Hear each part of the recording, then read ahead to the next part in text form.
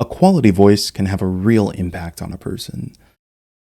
The right voice may make you kinda lose it, turn to a puddle on the floor, or maybe it'll infuriate you. Maybe it'll sound like nails on a chalkboard. Who knows? Also, I feel self conscious about talking about voices right now. We all know voice actors. We likely have our favorites. Shout out to Samantha Bayart and rest in peace to Lance Reddick and James Earl Jones. But who does the voice for like the Animal Crossing characters? You know, like I probably didn't need to do that.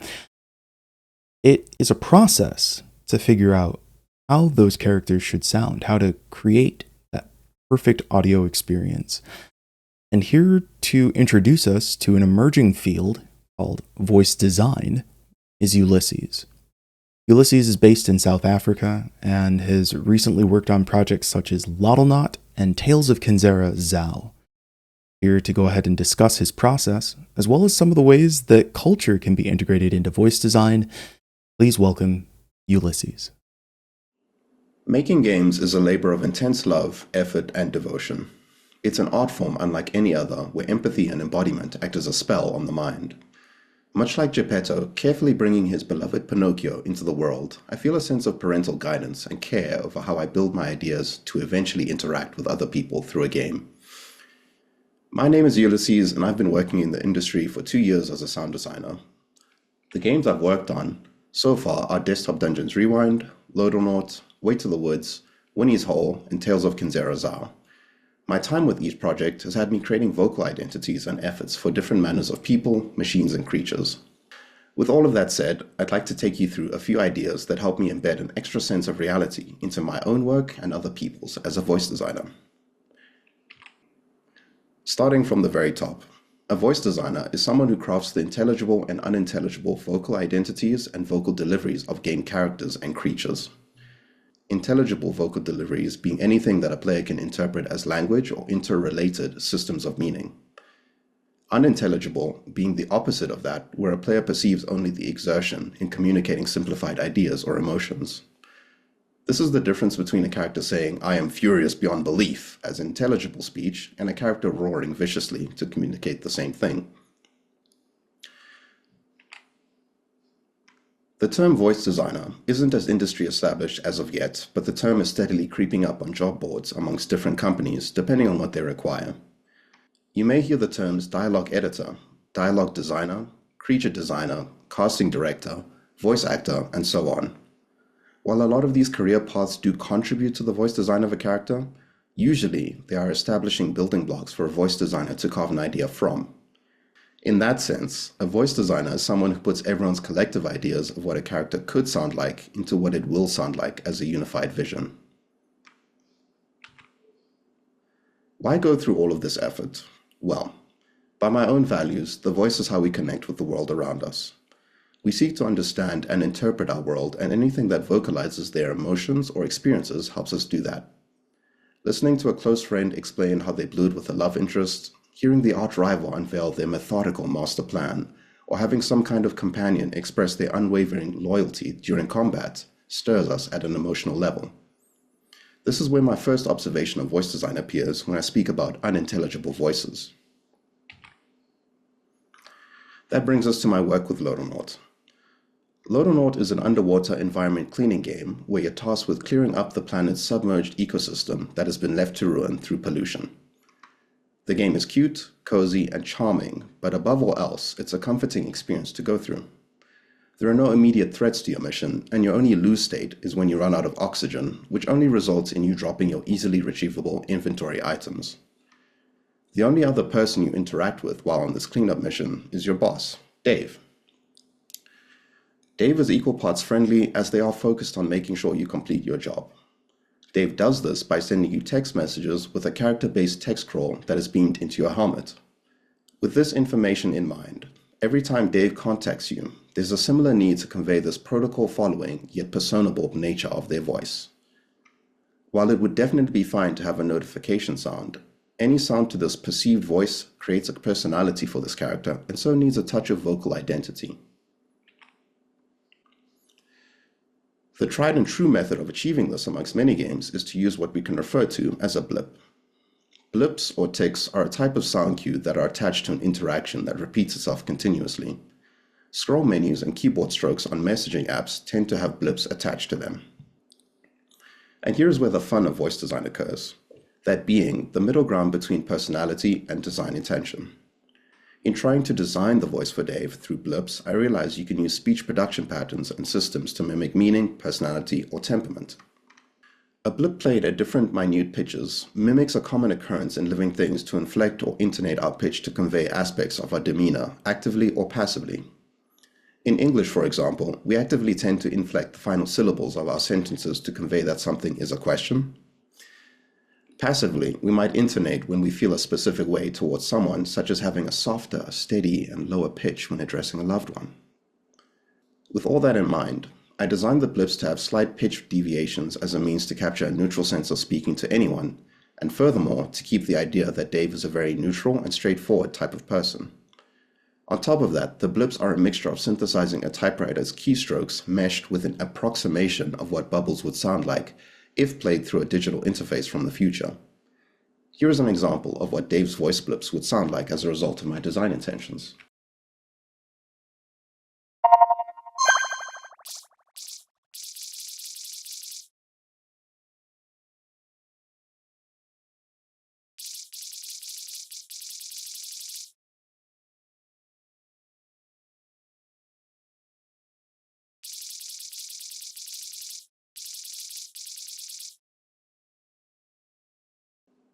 The next insight is what I define as the myth of the voice.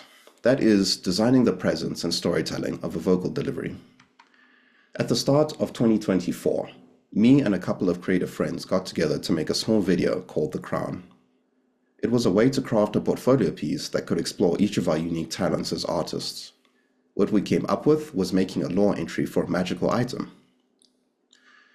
In the video, the power and history of this item is narrated by a scholar of magic slowly being corrupted by the sinister one true purpose of the crown, that being to bring forth an unyielding winter and an everlasting frost. As you can hear, there are layers that bring across the mystic nature of the speaker through carefully crafted reversed reverbs. There are elements that add sinister or otherworldly presence through voice doubling and pitch drifting effects. And then finally, there are delays that add to the fractured or split perception of the narrator. Having these layers separated also means being able to dynamically amplify the emotion of individual moments, words, or phrases for storytelling purposes. This is neither a trinket, nor a mere accessory. This is a relic, tempered over 1,000 winters. Time has warped it, made it different. Born of branches bleached silver by cold, frostbitten nails amidst blue and white gemstones. It is an echo of grief, a memory of loss. It endures, it remains, but at its core, it is a crown, breathing an aura of biting winds. It saps heat from friend and foe, plucks life from the feeble, and grants dominion over the eternal winter, but not without cost. Make still the heart moved by fickle feelings. Make numb the pain of solitude. Gaze upon your world with cool indifference, and see to it that it is made perfect in ice. My final insight for voice design is identifying the dynamics and emotional range of a character. This is something I only came to understand in detail when I worked on Tales of Kenzara, Zao. During development of Zao, I worked on a large variety of enemy vocal designs. Some would be human in nature, while others more animal or beast-like in comparison. For Zao in particular, I crafted as many as 1,000 unique vocal efforts, identities, and barks. Zao is set in an Afro-fantasy world where the afterlife and spirituality are focal points for how the world is built up. There are towering and honored figures, as well as smaller and more feeble creatures. The visual development of the game all the way to the animations speak towards a living game environment influenced by history and the context of the world we currently inhabit. This is primarily where the title of my talk has the most relevance. Up until this point in my craft, voice design felt cool, but making Zao felt heavy and with responsibility and purpose. The setting itself, as I've said, is detailed, and so without the same level of detail in how each character expresses themselves, the game could never really achieve its highest highs. The most challenging of all designs being the Impundulu.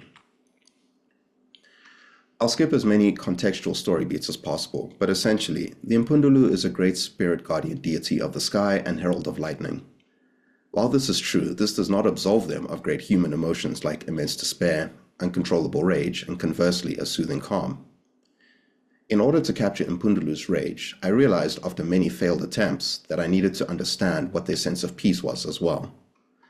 The nuance of these emotions moves beyond simply representing what's in the game and instead creating a dynamic correlation between the two states.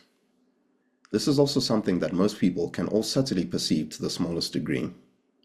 This is also why vocal efforts by untrained or unpracticed voice actors sound so distinctly uncanny.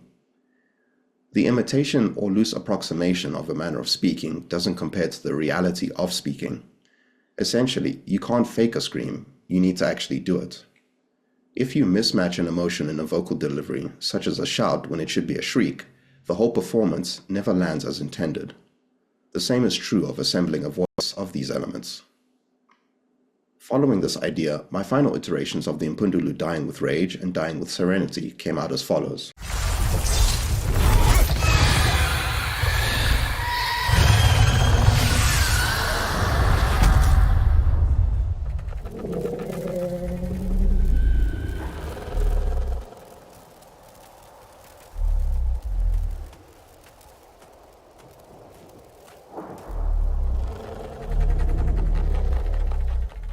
My final note on this type of voice design is the fact that in many ways it's possible to give more cultural presence to ideas.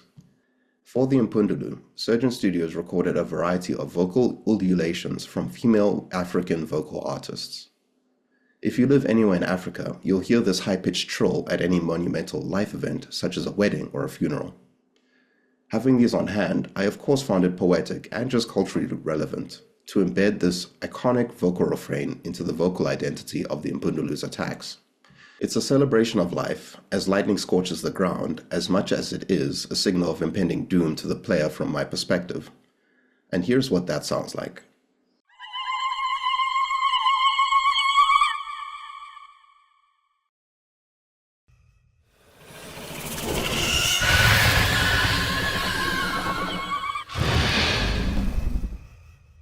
As a final philosophical aside, personally crafting a voice always feels special. As I mentioned earlier, it's a way for people to connect to ideas and be spurred on by meaning conveyed at the moment. I feel strongly that everyone who contributes their artistic merit or life experiences into developing these characters is in some senses breathing life into interactions. The way that these moments move people is always very palpable to me. Creating these exaggerated or personal senses of closeness, intimacy, despair, mystery, or intrigue through delivering these experiences is always beautiful. Creating these moments for people you will probably never meet, on the other hand, is magic. And that's all I have to say about voice design for the moment. To summarize everything I've covered, speech production is a tool to craft vocal identities for abstracted interactions or contexts. The grandeur of a voice relies in creating the myth of the voice, either from a team of collaborators or through assembling layers of processed material. Finally, compelling character portrayals come from establishing distinctive emotional ranges and cohesive vocal excitements. My name again is Ulysses, a sound designer for indie games, and my sincerest gratitude for tuning in. Peace, love, and grace, y'all. Thank you so much for that talk, Ulysses.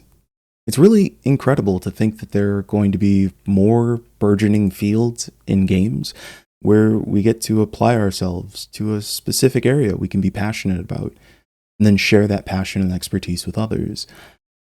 Honestly, being able to craft those little blips, it does make a really big difference in the game experience.